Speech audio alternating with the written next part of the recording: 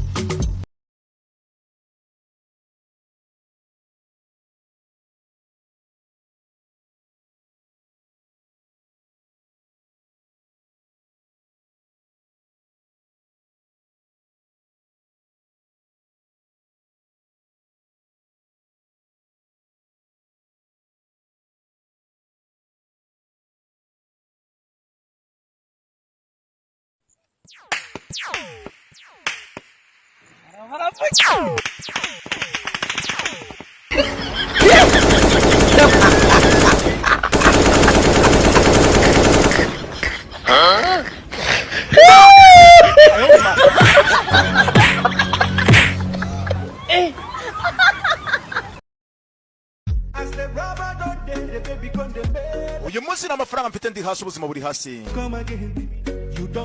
gusa nuramo kugenda uzigera ugaruka kandi ntukibagirwe iminsi njye nawe twacanyemo hari impamvu yatuma ubana nanjye nubwo uyu munsi nta kintu mfite ariko wenda ejo nabona akantu ukamera neza ndabizi ko bitanyoroheye uyu munsi niba nta kantu mfite wenda ejo akantu kazaboneka doke yari kapenta